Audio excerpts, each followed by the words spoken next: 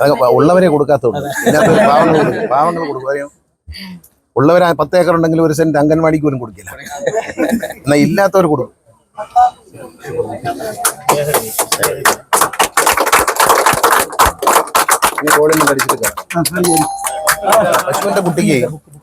പശുവിന്റെ കുട്ടിക്ക് പ്രസവിച്ചു കഴിഞ്ഞാൽ ഉടനെ എണീച്ച് നടക്കാൻ പറ്റും. ആനക്കുട്ടിക്കും എണീച്ച് നടക്കാൻ പറ്റും. പക്ഷെ മനുഷ്യന്റെ കുട്ടിക്ക് നടക്കാൻ പറ്റത്തില്ല. അപ്പൊ മനുഷ്യന് ബാല്യത്തിലും വാർദ്ധക്യത്തിലും ഒരു സഹായം ആവശ്യമുണ്ട്.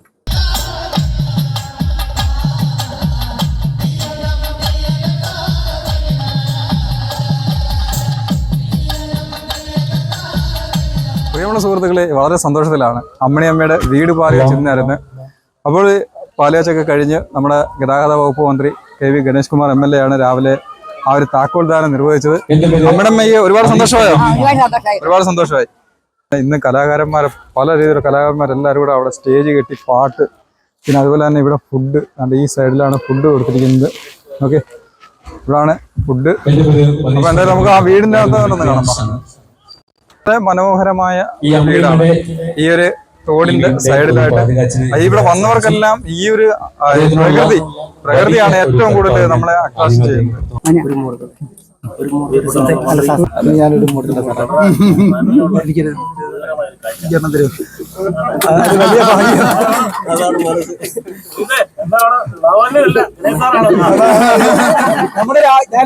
അറിയാലോ നമ്മുടെ ആഗ്രഹം അറിയാലോ വേണ്ടെന്നുള്ള.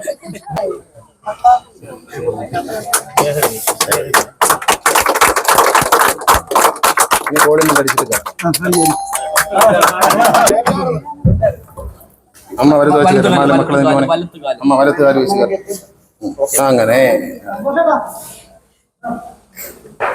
സന്തോഷം വരച്ചാൽ അവിടെ ഇരിക്കട്ടെ, അവിടെ ഇരിക്കട്ടെ. അമ്മ എത്തിയാത്തോട്ട് പ്രാർത്ഥിച്ചുകൊണ്ട് വയ്ക്കാമേ, കർപ്പൂരത്തിലോട്ട് വയ്ക്കാമേ. ഈ അമ്മയ്ക്ക് ഒരു വീട് വെച്ചു കൊടുക്കാൻ ബാബു സുജിത്ത് തീരുമാനിക്കുകയും വെറും 50 രൂപയും കൊണ്ട് ഈ അമ്മയെ ഏറ്റെടുത്ത് ഒരു മകനേക്കാൾ സ്നേഹത്തോടെ അമ്മയെ കൊണ്ടു നടക്കുകയും അമ്മയ്ക്ക് ഇത്ര മനോഹരമായൊരു വീട്, ഞാൻ ആലോചിക്കുന്നത് വീട്ടിനകത്ത് എല്ലാം ഒരുക്കിയിട്ടുണ്ട്. പുറത്ത് ഒരു അമ്മയ്ക്കൊരു സന്തോഷത്തിന് വേണ്ടി ഒരു ഫിഷ് ടാങ്കും വെച്ചിട്ടുണ്ട്. ചെറിയ വർണ്ണ മത്സ്യങ്ങളൊക്കെ ആയിട്ട് ഒരു ടാങ്ക് വരെ. സ്വന്തം വീട്ടിൽ ഒരാൾ ആഗ്രഹിക്കുന്നു, സ്വന്തം വീട് പണിയുമ്പോൾ എന്തൊക്കെ വേണമെന്ന് ആഗ്രഹിക്കുന്നു, അതെല്ലാം അമ്മയ്ക്ക് വേണ്ടി ഒരുക്കിയ മകനാണ്. എല്ലാവിധ ആശംസകളും നേരുന്നു. ബാബു ആന്റണിയുടെ ഗ്രൂപ്പല്ല, ബാബു ആന്റണിയേക്കാൾ വലിയ മനുഷ്യനായി വരട്ടെ എന്ന് പ്രാർത്ഥിക്കുന്നു. കാര്യമില്ലാത്തൊരു അമ്മയ്ക്ക് മകൻ എത്ര ആശ്രയമായി. അപ്പൊ നിങ്ങൾ എത്ര ഭാഗ്യമുള്ളവരാണ്. എല്ലാ മീഡിയയിലും അത് എടുത്തു പറയുന്നുണ്ട്, അച്ഛനും അമ്മയാണ് ദൈവങ്ങളെന്ന്. അപ്പൊ അതിൽ ഇതുപോലെ മകൻ നാളെ നിങ്ങളെ നന്നായി നോക്കുന്നുള്ളതിന്റെ ഏറ്റവും വലിയ ഉദാഹരണമാണ്. പല മക്കൾക്ക് മാതൃകയാവേണ്ടതാണ്. എന്നാൽ ഈ അമ്മയെ സഹായിക്കാൻ മകൻ ഇറങ്ങിയപ്പോൾ അമ്മയും അച്ഛനൊക്കെ പിന്തുണ കൊടുത്തു. വളരെ സന്തോഷമുണ്ട്. നിങ്ങൾ ഭാഗ്യമുള്ളൊരു അമ്മയാണ്. മറ്റുള്ളവരെ സ്വന്തമായിട്ട് നല്ലൊരു വീടില്ല, ഉള്ളവരെ കൊടുക്കാത്തുള്ളൂ. ഇതിനകത്ത് പാവങ്ങൾ കൊടുക്കും. അറിയാം, ഉള്ളവർ 10 ഏക്കർ ഉണ്ടെങ്കിൽ 1 സെന്റ് അംഗൻവാടിക്ക് പോലും കൊടുക്കില്ല. എന്നാൽ ഇല്ലാത്തവർ കൊടുക്കും. അധികം ഉള്ളതാ കുഴപ്പം. അമ്മ സന്തോഷമായല്ലോ. അമ്മ എന്നാലും മോൻ രക്ഷിച്ചു. നിങ്ങൾ എങ്ങനെ കണ്ടുമുട്ടിയത്? അമ്മയെ കണ്ടുമുട്ടിയത് അമ്മ ഭക്തും വീടില്ലെന്നും പറഞ്ഞിട്ട് കുന്നത്തൂരാട്ടി ആവാൻ തുടങ്ങിയപ്പം അവനെ മോനെ കണ്ടതാണ്. അങ്ങനെ രക്ഷിച്ചുകൊണ്ട് വന്ന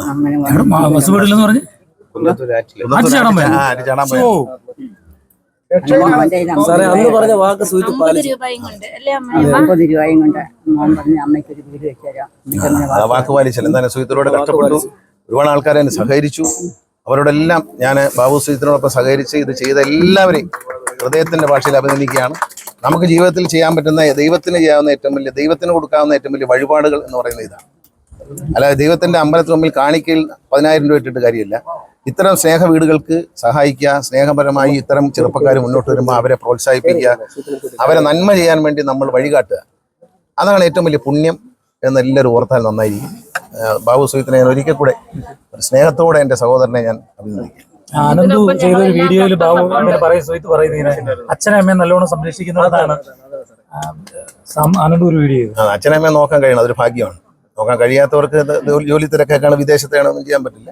പക്ഷെ എന്നാലും ഉണ്ടെങ്കിൽ ആ സമയത്ത് അവരോടൊപ്പം ഉണ്ടാകണം. നമ്മളെ ആരാ നോക്കിയത്?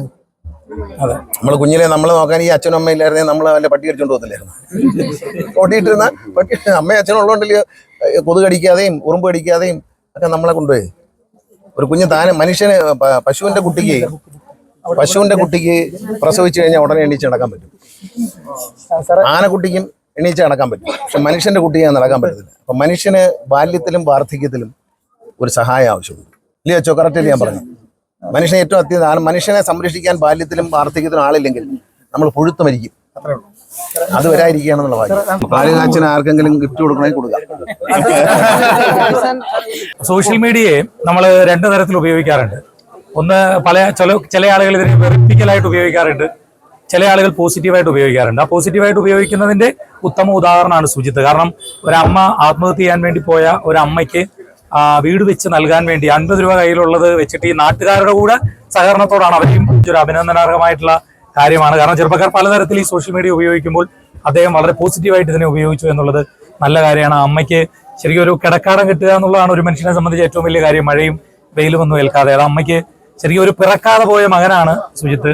അദ്ദേഹം ചെയ്ത് അദ്ദേഹത്തിന് വീടില്ലാന്നാണ് ഇപ്പം മനസ്സിലാക്കിയത്. അപ്പം കലാപരിപാടികൾ നടത്തി അതിൽ നിന്നും കിട്ടുന്ന വരുമാനം ഇത്തരം വീട് വെച്ച് കൊടുക്കലിന് ഉപയോഗപ്പെടുത്തണമെന്ന് പറഞ്ഞ് എന്നെ സമീപിക്കുകയും കൊട്ടാരക്കര നഗരസഭയുടെ ഗ്രൗണ്ട് ഫ്രീ ആയിട്ട് വിട്ടു നൽകി ഞങ്ങൾ ഉൾപ്പെടെ കൗൺസിലർമാർ അടക്കം ബക്കറ്റുമായി പല ആളുകളുടെയും ഇടയിൽ നിന്നുമൊക്കെ. ഇതിനകത്ത് ഏറ്റവും പ്രധാനമായിട്ട് പറയാനുള്ളത് ശരിക്കും നമ്മൾ പറഞ്ഞില്ലേ 1,50,000 ഒന്നും കൊടുക്കുന്നതല്ല. ഇദ്ദേഹം സഹിതം ബക്കറ്റുമായിട്ട് ഓരോ കടകളിൽ ഇറങ്ങിയിട്ട് 10 രൂപയെങ്കിൽ 10 രൂപ, 50എങ്കിൽ 50, 100 എന്നുള്ള രീതി കൊട്ടാരക്കര മൊത്തവും പിരിച്ചു. അതേപോലെ പല സ്ഥലങ്ങളിലും പോയിട്ട് പല ആൾക്കാരും പിരിച്ചാണ് ഈ വീട് വെച്ചിരിക്കുന്നത്. ഏറ്റവും വലിയ സന്തോഷം അതാണ്. കാരണം ഒരാളല്ല.